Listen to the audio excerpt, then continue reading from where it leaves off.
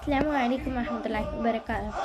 இந்த இறுதி காலம் ரொம்ப நம்மளை நெருங்கிட்டு வரும்போது, இந்த அநியாயம் நம்மளால் தாங்க முடியாமல் கதறிட்டு இருக்கும் போது, இந்த நேர்மையும் நீதியும் நிலைப்படுத்துறதுக்காக நம்மளோட கடைசி கலீஃபா மஹ்தி இஸ்லாம் வருவாங்கன்னு சொன்னால் உங்களால் நம்ப முடியுமா?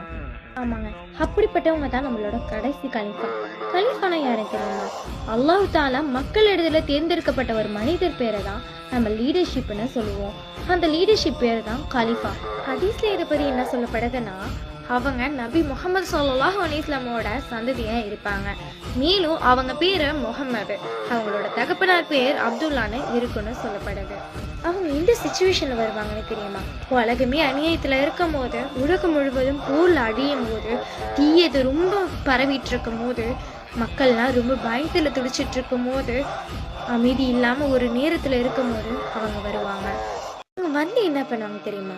ஃபர்ஸ்ட் முஸ்லீம் உம்மத்தை ஒன்றாக சேர்த்து லீட் பண்ணுவாங்க. செகண்ட் அநியாயத்தை குறைப்பாங்க.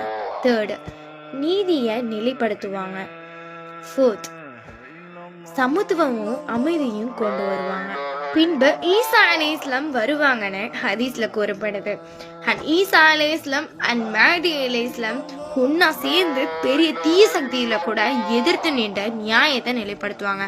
ஃபார் எக்ஸாம்பிள், கொடூரக்காரன் அந்த தஞ்சால கூட இவங்க 2 பேரும் சேர்ந்தா எப்படிங்கிறதுக்குள்ள க்ளோஸ் பண்ணிடலாம். ஃபைனலி இம்பார்ட்டண்டான விஷயம் என்ன தெரியுமா? அவங்க நம்மளோட நபி கிடையாது, அவங்க நம்மளோட கடைசி கலீஃபா.